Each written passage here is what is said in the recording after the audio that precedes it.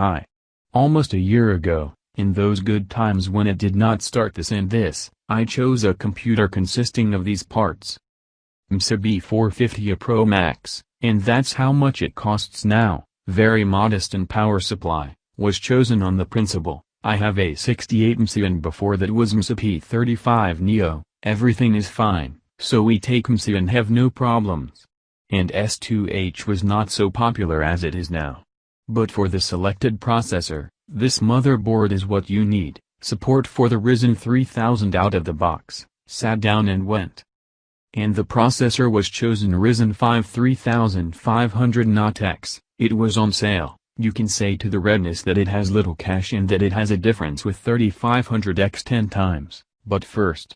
In the popular 1600F, 2600, 2700, 16 meters of cache and this does not cause any violent emotions. Secondly 3500X then cost about $200 and the difference in these percentages should be looked for under a microscope. There was an option to take 1600F, which then cost 8,750 rubles, about $120, but it has less single-threaded performance, and the resulting computer should have maximum responsiveness in Windows, and it also seems to be famous for freezes with low-frequency memory, but I do not claim this because I did not use 1600F. It was not planned to do heavy work on this PC, so a newer 6-thread was chosen. Also, for responsiveness, NVMe SSD from AMD was selected for 480 GB with declared speeds of 2100 for reading, 1600 for writing. But the memory was chosen for its value and profile of XMP. I am a supporter of simply throwing iron into the case and that it works normally, sit to pick up timings, increase voltage, catch SODs, errors and stress tests, take out and put the video card in order to reset the BIOS. I think it is abnormal in the 20s of the 21st century. In addition, not all of us are enthusiasts and will not begin to deal with this even after assembling a computer on our own. It is good if they find the XMP button in the BIOS. I didn't want to take the memory at least from 3000 to XMP, Basad didn't want to pay $20 more, and it's not clear why. Therefore, the memory is AMD Radeon R5, 2 bars of 8 GB 2666 with timings of 1618 1835. The decisive detail in the games, KFA2 GTX 1650 Super, the best cooling system, small and cute. What I could not understand, studying this map, what is its turbo frequency? On all sites declared 1530 stock and 1755 boost, but in my case and in other videos on YouTube, it is boosted up to 1935 MHz without any action on the part of the user. And its main plus relative to RX 580 on 8 GB, which cost at that time, too, in the region of 13,000, is low power consumption. We did not change the power supply, and this is a 400-watt CHIEFTEC I-Arena, so 588 with its 6 plus 8 pins would not have eaten here. Well, for small things GAMMAX 200 tons and terabyte TOSHIBA P300. The case also remains from the last PC, an ordinary office box of 2008, large, comfortable, made of thick metal and without traces of old age, but without any blowing. In this case, there were actually P35 Neo with Pentium E5200, 4 gigs DDR2 800 and 9600 GT.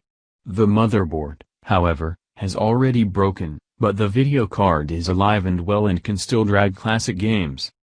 Now this PC's price is 20% higher than it was a year ago. The time of the tests. CPU Z, Ryzen 3500, Matisse 7 or 14 nanometers, who knows? No L3 cache. On the proc there is no 1.44 volts, I do not know where the CPU Z took this figure. Here is the benchmark, 475 single-thread, 2837 multi-thread 5.96 that is almost 6, which is typical for processors without high or FMT and with a good boost for all cores. In the CPU Queen gives out 43,000 parrots, which is wildly strange, because my Xeon 2420 V2 gives out the same amount. Perhaps just no one can be better than i7 2600. I ran a stress test of the processor in IETA 64, the temperature of the processor in a blind case under a hammock 200 tons. Okay, here is the very beginning of the test, so the temperature does not exceed 38 degrees.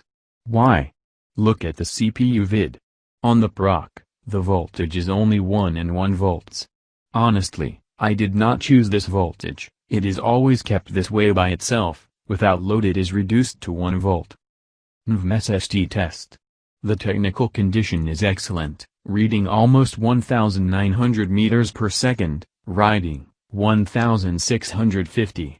It turns out that it has sunk somewhat in reading, but everything is fine in writing. The computer turns on in the area of 18-20 seconds without fast boot, everything opens and installs instantly. And the most interesting thing is the cache and memory test. 37,800 read, 21 with something write, 35.5 copy, latency of almost 95 nanoseconds. What, do you think it will be wildly freeze and lag? As it is not so. Recording, by the way, with the help of OBS, an AH264 NVMe encoder, a bitrate of 2,500, Full HD and a constant frequency of 30 fps. Far Cry 5, Full HD and high settings. Here's an accelerated test. Here we catch the classic small drop in FPS to 54 frames, this is due exclusively to the hard disk, since the game is recorded on a terabyte from Toshiba. A second run of the test would show you 63-65 FPS in the same place. Below 60 frames, except for this drop, the FPS does not fall. But in Assassin's Creed Odyssey I will show you just the second run, high graphics settings. And here the processor together with the recording cannot cope, the video card is not overloaded, just the percentage of underloading of the card is not enough to 60 frames. The video stutters, but when viewing the test live, there are no performance problems. The average FPS of the Type 58, the minimum 25, in the first run was in the region of 56 and 17 respectively.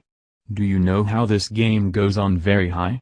Similarly, with underloading the map and 100% loading of the percentage, but at 40 FPS with frequent drops up to 15, regardless of what kind of run it is. A terrible dream of the console player 2077, medium-low settings with high textures. Oh by the way, you can turn on fidelity technology on NVIDIA, but I don't want to. In crowded places, the FPS is kept around 40, in deserted places about 45. This is already the newest version of the game and it works fine with AMD processors. Well, the last game on the test, the Mafia remake. Average graphics settings, FPS is in the region of 50-55, 4 processor threads are used primarily well. How do you like the freezes? And now subtract from here mentally the cost of the stone for recording, what will happen? In Far Cry and so more than 60 frames at high, Odyssey will be 60 or almost 60 FPS at high with rare freezes up to 30, Cyberpunk will be consistently above 40 FPS well, the Mafia will go exactly as you see, only it is quite possible to put high textures and something else to throw up so that the chip works at 1935 MHz. Another game was not included in the test, this is Red Dead Redemption 2. There were standard ultra-high medium settings and about 40 FPS with a small freeze there where the hero rides a horse and turns right from the police, but it occurs only in the first run. If you put the same settings as on my 474, oh yes, I did not show what, well, there are just slightly reset reflections, trees and grass, on RX there is 47-50 FPS, and here it will be closer to 60.